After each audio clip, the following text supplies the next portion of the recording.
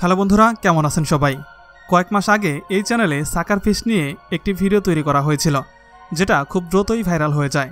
গতকাল আমাদের গ্রামের একটি পুকুর সেচা হয় মাছ ধরার জন্য, কিন্তু পুকুরে যে পরিমাণ মাছ ছাড়া হয়েছিল তুলনামূলক তার চেয়ে অনেক কম মাছ দেখে সবাই আসলে বুঝে উঠতে পারছিল না যে মাছের পরিমাণ এত কম কেন।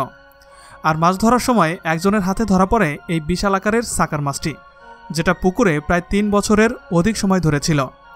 যে পুকুর থেকে এই সাকার মাছটি পাওয়া গিয়েছে সেই পুকুরে ছোট সাইজের কোনো ধরনের মাছ পাওয়া যায়নি, কারণ এই সাকার ফিশ কয়েক বছর ধরে পুকুরে থাকার কারণে প্রায় সব ধরনের ছোট মাছ এবং মাছের ছোট ছোট পোনা খেয়ে একদম সাবার করে দিয়েছে।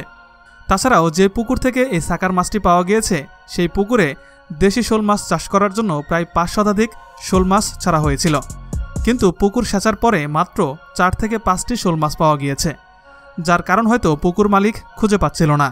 কিন্তু এই সাকার ফিশ কি সত্যি বড় ছোট সব ধরনের মাছ খেতে পারে কিনা, এই বিষয়ে আমি যতটুকু গবেষণা করে পেয়েছি সেটা হচ্ছে এই সাকার ফিশ ছোট মাছ একদম সরাসরি শিকার করে খেয়ে থাকে, আর তার চেয়ে আকারে বড় মাছগুলো শিকার করে খুব কৌশলে।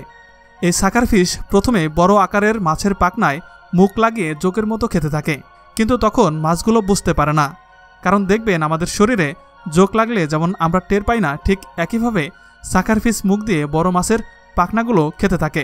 আর একসময় এই সাকার ফিশ দ্বারা আক্রান্ত হওয়া মাছটির পাখনা খেয়ে ফেলার কারণে মাছের মুভমেন্ট স্পিড একদম কমে যায়, এবং তখনই এই সাকার ফিশ মাছটিকে শিকারে পরিণত করে। এইভাবেই পুকুরের সাইলেন্ট কিলার হিসেবে কাজ করে থাকে এই সাকার ফিশ। তাছাড়াও এই সাকার ফিশের সারা শরীরে ছোট ছোট কাঁটা থাকে, যেটা অনেকটাই শিরিষ কাগজের মতো, এবং এই সাকার ফিশের মাথা যে কী পরিমাণে শক্ত তারাই বুঝতে পারবেন যারা মাছটিকে খুব কাছ থেকে দেখেছেন। যার কারণে এই মাছকে পানিতে শিকার করার মতো খুব কম প্রাণী পানিতে রয়েছে। অনেকের মনে প্রশ্ন আসতে পারে যে এই মাছ খাওয়া যাবে কিনা। উত্তর হচ্ছে হ্যাঁ, কারণ এই সাকার ফিশে 40% প্রাণিজ প্রোটিন রয়েছে। সারা বিশ্বে কম বেশি এই মাছ খাওয়া হয়ে থাকে।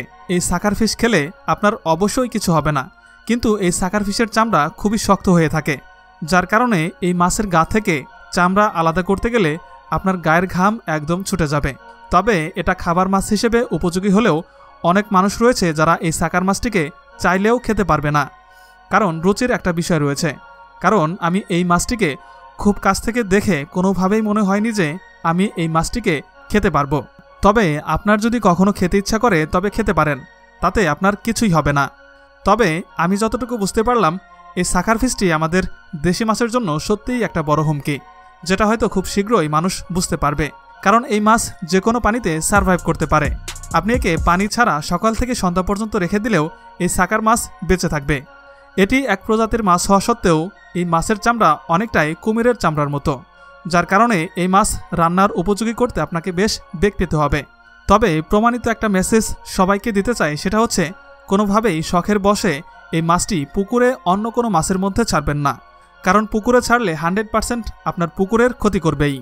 তবে আপনি এই সাকার মাছটি অ্যাকোরিয়ামে রাখতে পারেন, অ্যাকোরিয়াম পরিষ্কার রাখার জন্য এবং অ্যাকোরিয়ামের ভারসাম্য রক্ষা করার জন্য। তাছাড়া এই মাছের শরীর থেকে মাথা এবং লেজ বাদ দিলে তুলনামূলক খুব কম পরিমাণ মাছ অবশিষ্ট থাকে, যেটা উপযুক্ত কোনো খাবার মাছ হিসেবে একদমই যথেষ্ট নয়।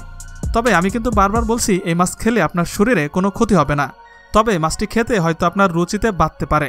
আর আমার মতে আপনি যদি রুচি সংকটে ভুগেন তাহলে এই মাছটি আপনার না খাওয়াই উত্তম। এই মাছটি যখন একটি পুকুরে পাওয়া গেছে তাহলে না জানি বাংলাদেশের কত হাওর বাওর ও পুকুরে ছড়িয়ে পড়েছে।